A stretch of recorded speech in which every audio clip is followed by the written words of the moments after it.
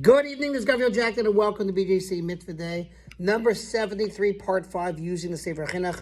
A Mitzvah Day keeps your soul on its way, the prohibition to eat Tereifah.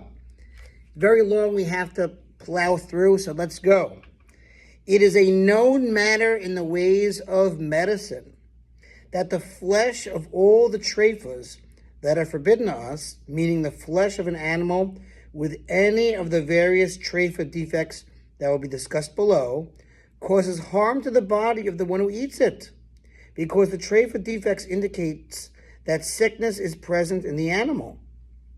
Now, do not ask yourself and say, what harm can there be in eating an animal that was wounded and then immediately slaughtered?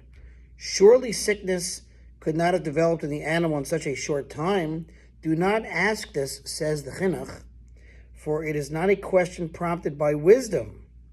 Surely you know that everything has an onset. And if you admit to me that over a lengthy period of time, some noxiousness will be found in the animal as a result of the defect, then you must also admit that the noxiousness began from the first moment.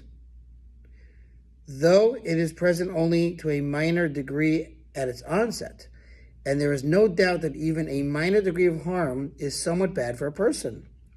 Thus, from the moment an animal suffers a fatal injury that renders it Tereifah, even if it is slaughtered immediately, eating its flesh will be somewhat detrimental. Furthermore, Tereifah must be forbidden from the first moment for another reason. It is because all the laws of the Torah, and likewise any other matter that is to endure, must be established with concrete parameters such as these, in which exceptions are not made on the basis of deadlines that cannot be clearly defined.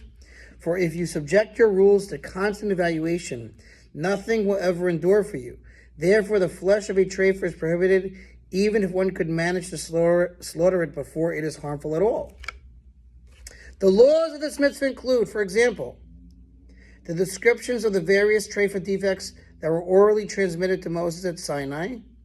These consist of 8 primary categories, literally fathers, which the Gemara in Chulin lists as follows. 1, clawed.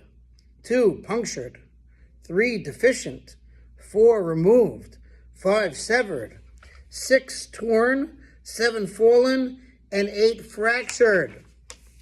The Chinuch notes a distinction between these categories.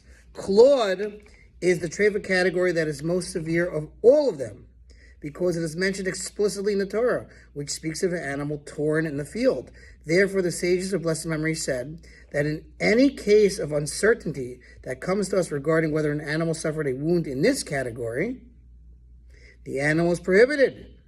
Whereas concerning the other Tereifah categories, there are some cases of uncertainty regarding them in which the animal is permitted. We will continue.